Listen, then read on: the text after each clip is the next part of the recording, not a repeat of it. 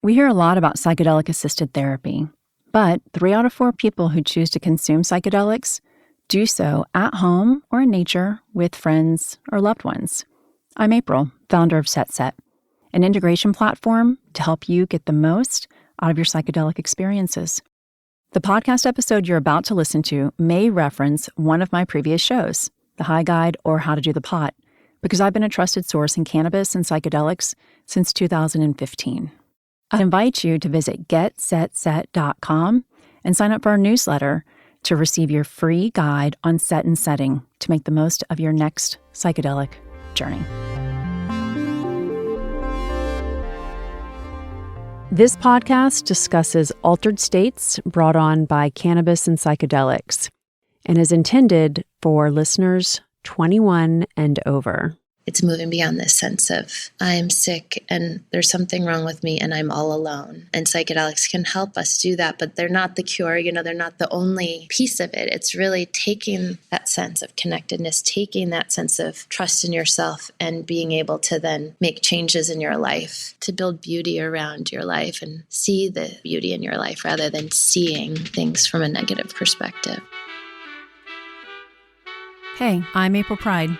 This is the show for women who have an open and curious mind, and this is a show all about women changing their lives thanks to altered states of consciousness. At the top of the show, you heard from Dr. Bridget Carnahan, who has been a featured guest this 4th season. And today's episode is the final episode of the season on ketamine for divorce, depression, and dependency.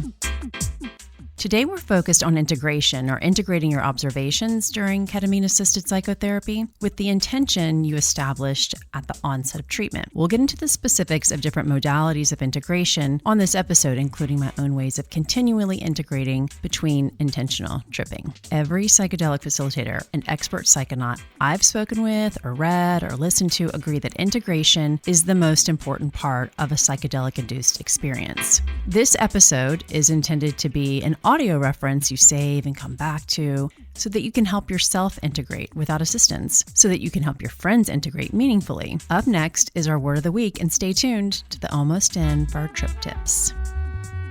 Today's word of the week, golden hour. Depending on the route of administration, the effects of ketamine will be felt for up to 2 hours, after which patients enter into, you guessed it, the golden hour. During this time, about an hour after the effects of ketamine begin to wane, patients report feeling as if they're in a dream state. It's advised to write down what doesn't even make sense during this time.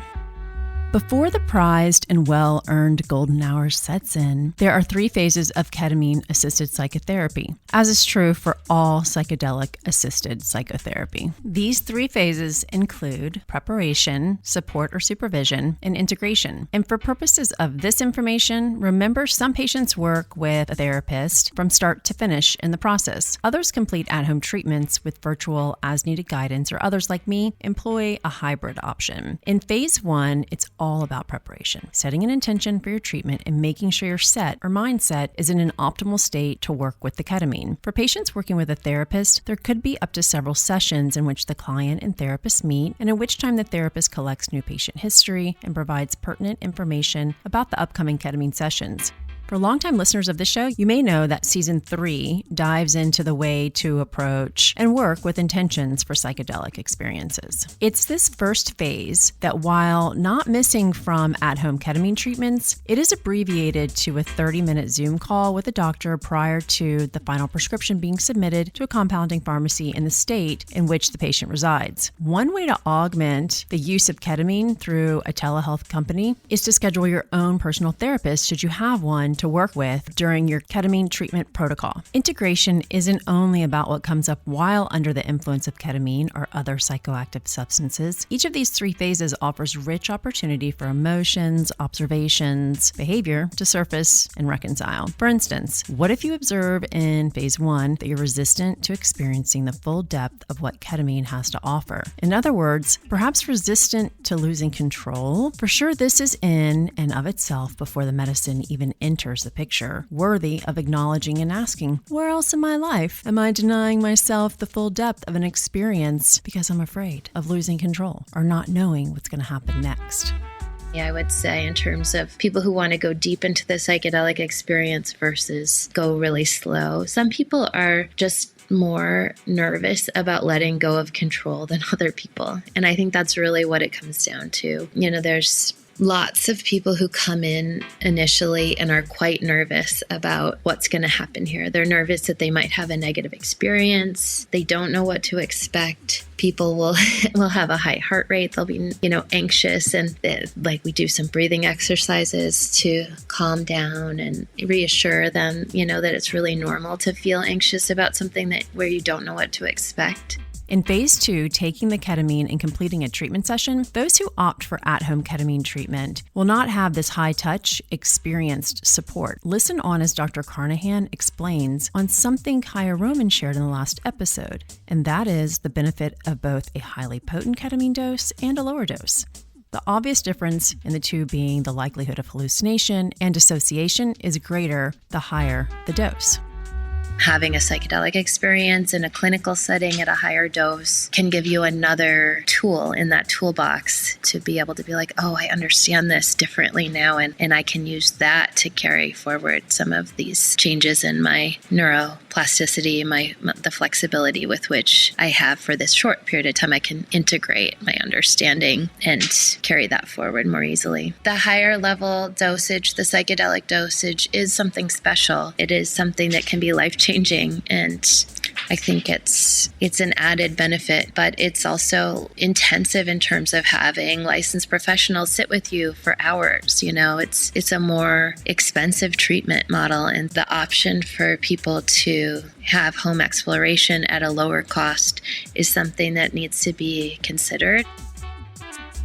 And you may recall from last week's episode that at-home ketamine treatments are intentionally low dose so patients can more safely complete the sessions. For more potent forms of administration like in-clinic intramuscular or IV treatments, the experience is likely to be more intense. The therapist is there to provide emotional support, as well as note words or thoughts expressed by the client while in an altered state so as to help with later recall. Dr. Carnahan, Seattle Director of Ketamine Clinic Field Trip Health, where treatments are administered intramuscularly, shares a practical difference between ketamine protocols that are more hands-on and also more expensive. The therapist can also contribute to a feeling of safety that gives patients the confidence to go there. They're kind of witnessing you, and there's something about letting go into the experience when you know that there's someone there who's going to be keeping track of everything and making sure that you're safe if you're going to let go of your connection to, this awareness. And you can journey deeper, I think, if you know that you have someone there who's responsible, making sure that you're okay.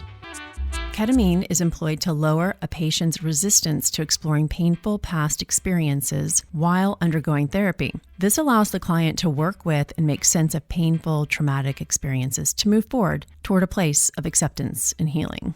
If we continue to try to push that stuff out of our awareness, then it's potentially going to affect us and undermine, anything that we do from a nutritional or a physical wellness perspective. Being willing and able to turn towards the painful material, turn towards what makes us uncomfortable is in and of itself a spiritual process or a meaning process, because you're trusting that something here that's of value in something that doesn't feel good, that we're not just valuing happiness and comfort in our lives, but we're valuing growth. We're valuing that our life and the meaning that unfolds as we go through the process of life is something that we can trust.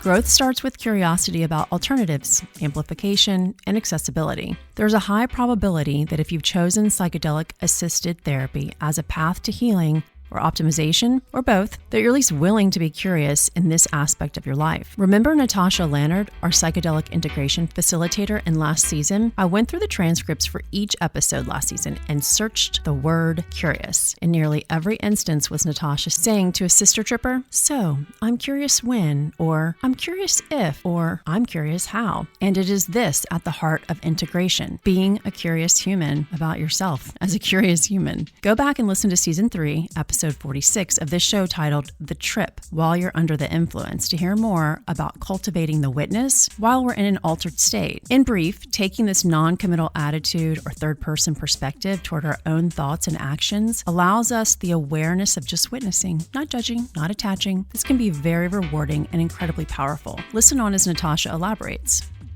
If you really want to make a shift in your life, you have got to cultivate that witness, that part of you that is always coming from a place of compassion and curiosity, non-judgmental. It's not about ragging on yourself. It's about being endlessly curious with what's going on in your own mind. It reminds me of a scene from Fantastic Fungi. Legendary mushroom cultivator and advocate Paul Stamets relays his psilocybin trip while in high school that cured him of his stutter. While tripping, he asked himself something to the effect of, "Why do you do that? Really should stop doing that." Doesn't say it in a way that's judgmental. He just, matter-of-factly, you should really stop doing that. And the reason he wanted to stop doing that was because there was a girl that he liked and he really wanted to talk to her. He came out of this trip having shed his lifelong stutter. He didn't stay in the loop of all the ways his stutter had held him back and forward trip of how it would always do so and then spiral on what a life with a stutter will look like. He got curious and he cured himself. Just as Natasha has explained in this series, the point of integration in cultivating the witness is to allow us to tap into the healer within. And trips take our ego offline long enough to assign new thinking to our old shit. Dr. Carnahan continues on about how ketamine's dissociative properties are uniquely suited to invoke a detached point of view relative to ourselves and our lived experience.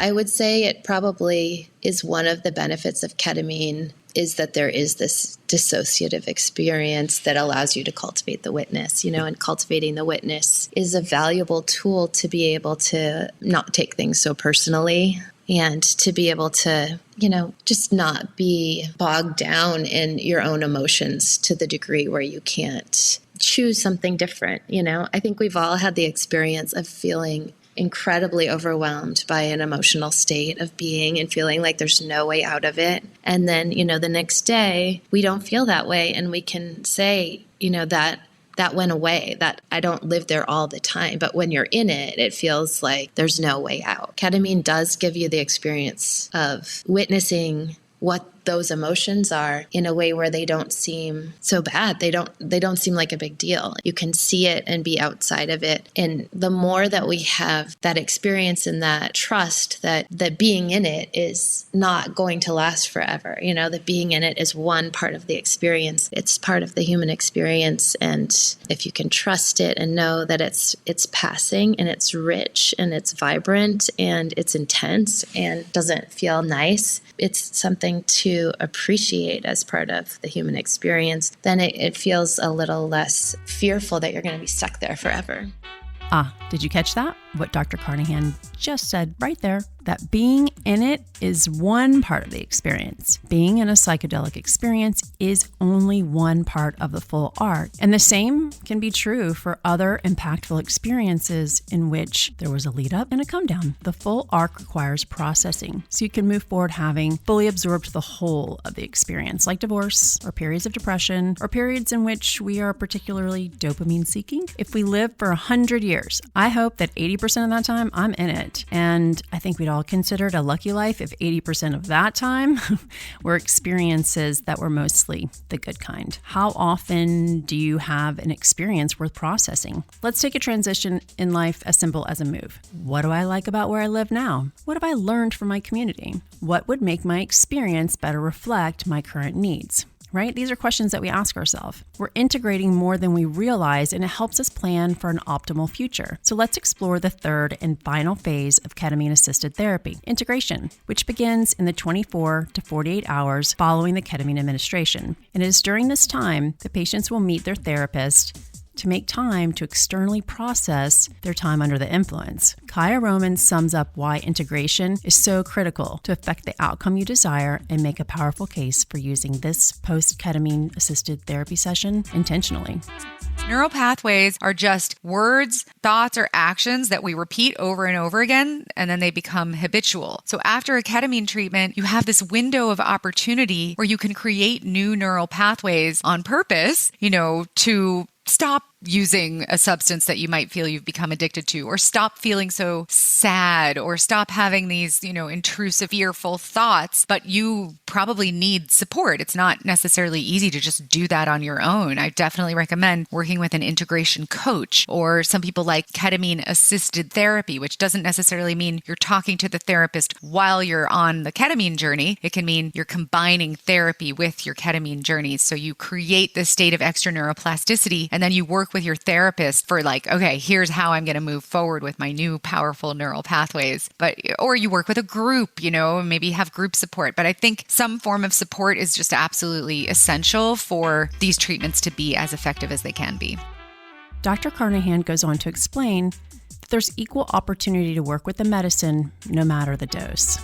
Yeah, I think the research is showing that even when you don't hallucinate, there is some neurochemical benefit that's happening. There is benefit even when there is not a psychedelic experience. But there seem to be benefits specifically from the psychedelic experience as well. The way I describe it to people, often the psychedelic experience is a tool that you can use to help carry forward neurochemical benefit further. You have this new perspective, this new understanding of the things that have been challenging for you, and you can use that to relate to your life differently, relate to the challenges that you're having in a more positive, trusting way. So the neurochemical benefit does seem to be something that's temporary, that wears off after about a week. And it gives you this window of time where you have flexibility to bring in new habitual thought patterns. Having a low-dose session once a week for 6 weeks gives you this extended window where you have this flexibility and you can implement new ways of thinking about things and bring in new practices.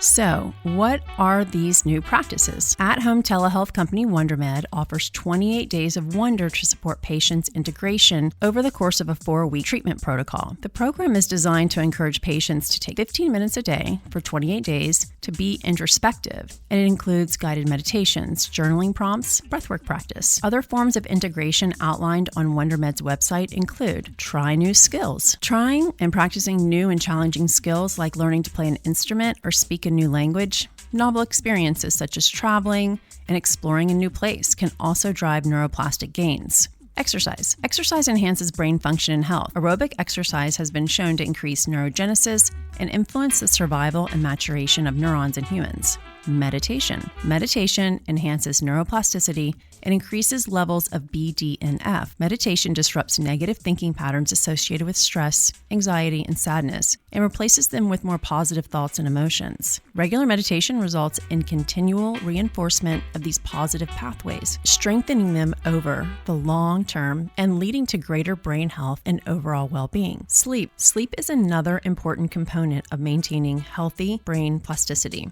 Chronic sleep deprivation has been shown to decrease BDNF levels in the brain and decrease neurogenesis. Adequate, healthy sleep has been shown to reverse these impairments. Breathwork. Engaging your parasympathetic nervous system, this reduces your heart rate, your blood pressure, puts you in a relaxed state. So, how often, how long, what does a course of ketamine treatment look like? Kaya Roman shares what she witnessed with Ketamine patients. And guiding and just speaking to lots of people about protocols and helping to develop the protocols for Ketamine is most people need 4 to 6 treatments pretty close together in the beginning. And then they wait. And then they wait.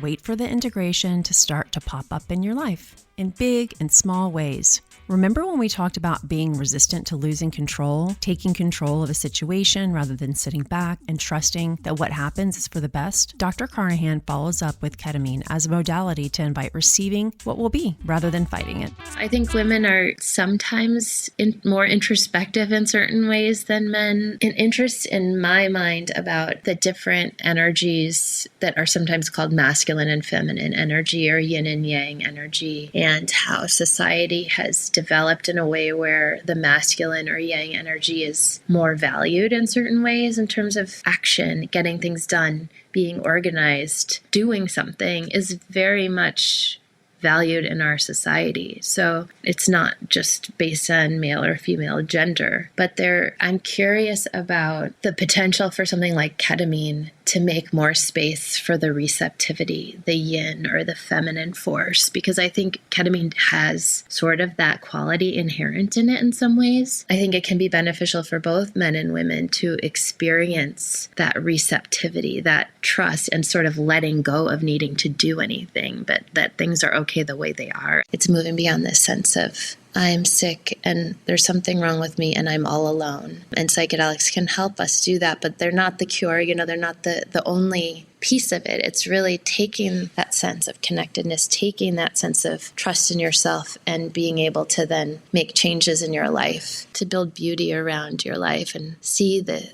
beauty in your life rather than seeing things from a negative perspective. The best integration, I think, is building more connections with other people, with other living things, with nature. And that is really where we start to move into wellness.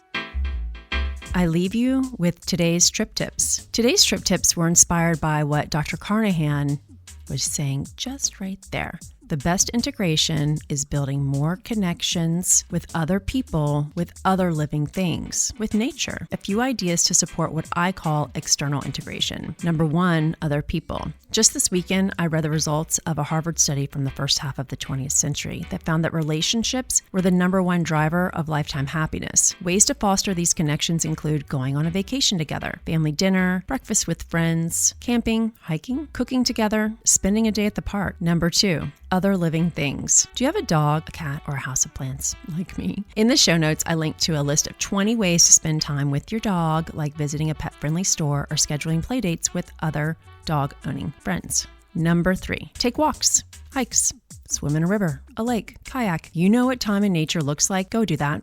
Better yet, go do that with your friends and your dog.